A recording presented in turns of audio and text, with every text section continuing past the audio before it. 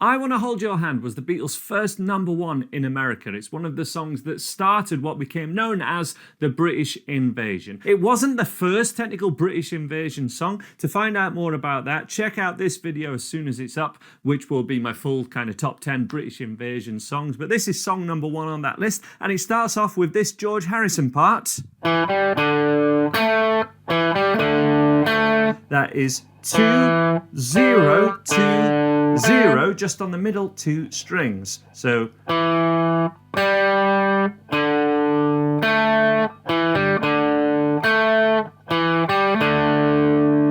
then we have this bend. That is a whole step bend up at the 5th fret on string 3. So in total, 1, 2, 3, and 4, and 1, and 2, and 3, and 4, and 1, and 2, and 3. And then there's the blues riff, which we'll cover in a second. If you were to do this on one guitar,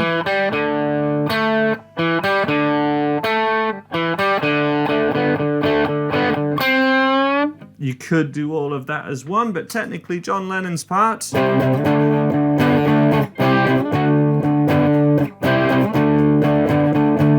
is up here at the 10th fret and 12th fret,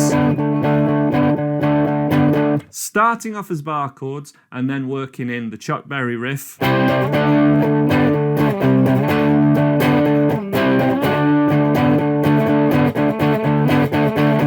And if you slightly relax your fingers, you can get that kind of pumping John Lennon rhythm sound. If all that's too difficult for you, I've done a full tutorial of this song just on basic acoustic guitar using cowboy chords throughout, not one bar chord in the full song. And you could do all of this with just open chords as well. And add the blues riff in at the open strings if you wish. But let's have a look at these chords for the verse. So basic chords: G, D, E minor, B7, and that repeats twice. And I'll tell you something, I think you'll understand when I tell you something. I wanna hold your hand. Cowboy chords for the chorus: C, D, G minor, C, D, G. If that's your speed, check out the full video I've done where I teach all those cowboy chords just strumming on acoustic guitar, not one bar chord. But John Lennon played this, mostly keeping power chords, and then the blues riff with the little finger. 1 and 2 and 3 and 4, and which he probably learnt from studying Chuck Berry songs. It then moves up to D. Technically, I think this also pedals a root 6. Well, that's what the tab I'm following does, and I'll link to that in the top of the description below. It's 100% free. Then it goes to E minor and B7. So we have this mix of open chords and the Chuck Berry blues riff. When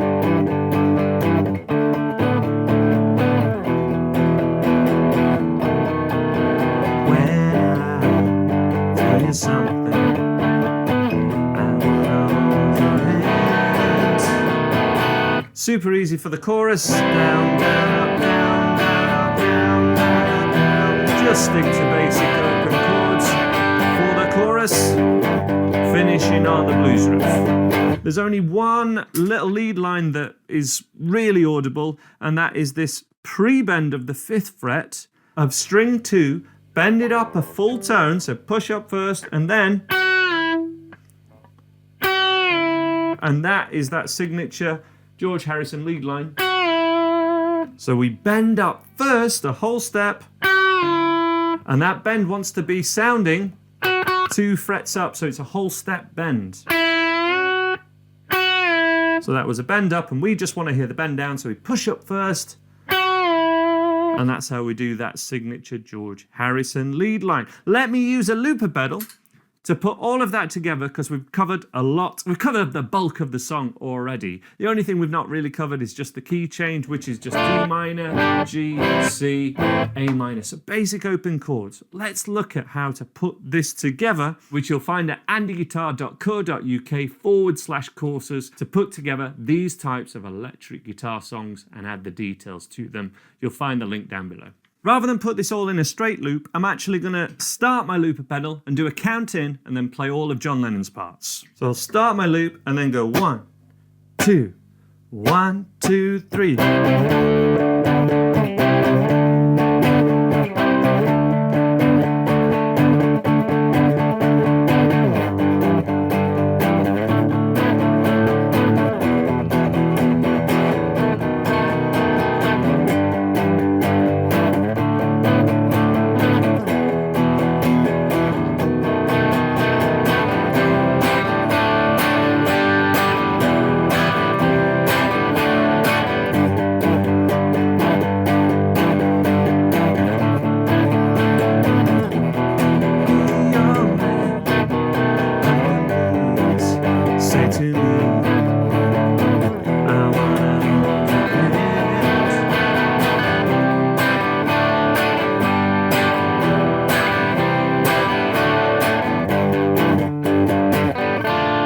Takes us up to the key change, so let me start all of that again from the very top, but with the lead part.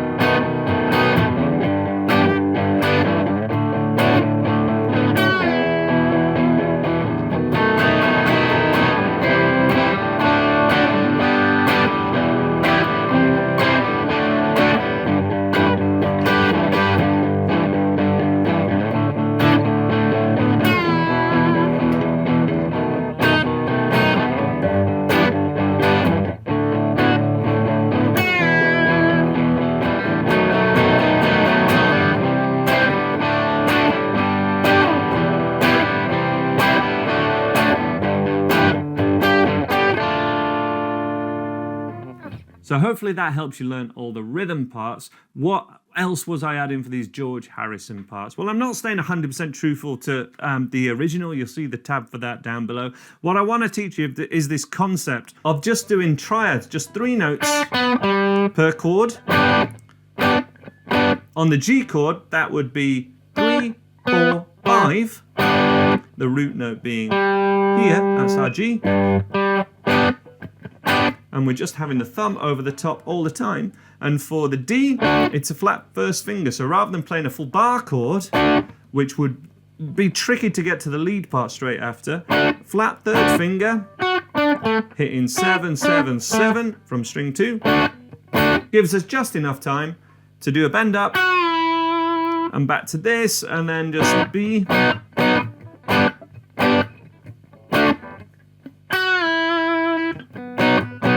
and then you've got C, D, that's at the 5th fret for C, D, so like bar chords, but we're only needing 1 finger.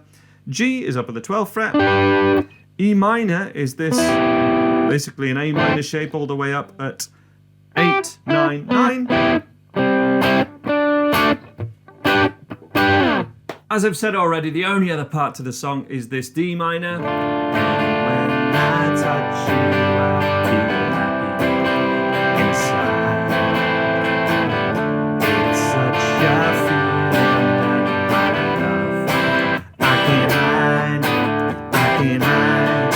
or you could do the lead part. And then all of that just repeats again. And the final thing that we have is this ending. I wanna hold your hand. And it's 2B7. C, D, C, C, C, C, C, C, G. And you could even do a G6 to do a Beatles ending. Ooh. So that was C, 3, 4, 1, 2, 3, 4, 1, 2, 3, 4, B,